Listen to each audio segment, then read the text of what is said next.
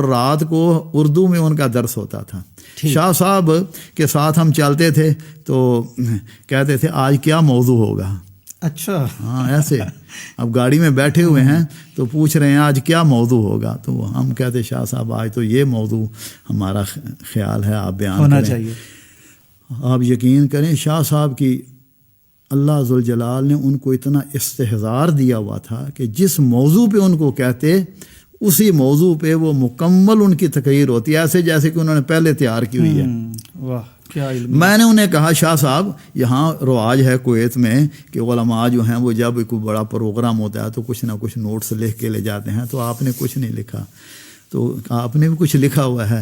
فرمانے لگے بھائی 60 سال ہو گیا مجھے درس دیتے ہوئے, میں نے آج تک کچھ نہیں لکھا. جو اللہ تعالیٰ سمجھاتا ہے میں بیان کر دیتا ہوں. اور ان کا درس جس موضوع پہ انہوں نے شروع کیا نا آخر تک اسی موضوع پہ رہتا تھا. یہ نہیں ہے کہ کوئی ادھر کوئی ادھر نہ. ایک اور استحضار اتنا تھا کہ آیتیں جو تھیں نا اسی موضوع پہ ایسے جیسے اتر رہی ہیں. مجھے پروفیسر ظفر اللہ کراچی والے میرے دوستوں میں تھے, بہت جامعہ ابی بکر کے مدیر وہ میرے دوست تھے, بہت ہی پیارے ساتھی تھے. اللہ تعالیٰ ان کی مغفرت فرمائے. ان کا بیٹا بھی میرا عزیز تھا ضیاء الرحمان, اللہ تعالیٰ ان کے درجات بلند کرے. شہادت کی موت تھی, اللہ تعالیٰ اسے مغفرت فرمائے. تو چودھری ظفر اللہ صاحب, ہم کو چودھری ظفر اللہ کہتے تھے. چودھری ظفر اللہ صاحب وہ ہے بھی چودھری تھے.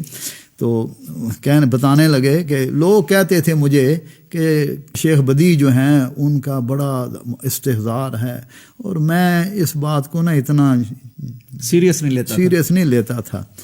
ایک دفعہ ہمارے ہاں پروگرام ہم نے کروایا, کچھ عرب لوگ بھی آئے, تو ہم نے کہا کہ شاہ صاحب کو بھی بلایا. کہنے لگا شاہ صاحب عربی میں تقریر کر رہے تھے اور اس طرح اپنے موضوع کے بارے میں آیات پڑھ رہے تھے کہ میں سمجھتا تھا گویا ان کو اتر رہی ہیں. اللہ اکبر, اللہ کا کرم ہے جی اس پر. اللہ تعالیٰ ان کے. میں نے ایک مرتبہ ان سے پوچھا کہ شاہ صاحب لوگ کہتے ہیں کہ آپ حافظ الحدیث ہیں, تو آپ کو کتنی حدیثیں یاد ہیں؟ کہنے لگے نہیں بھائی یہ بات نہیں ہے, میں حافظ الحدیث نہیں ہوں. یہ ان کا ایک تواضع تھی نا. بالکل جو اہل علم کی تواضع تھی. البتہ ہر مسئلے کے بارے میں کچھ نہ کچھ احادیث مجھے یاد ہیں. آپ اندازہ لگائیں کہ کتنے مسائل ہیں اور اس بارے میں یہ ان کا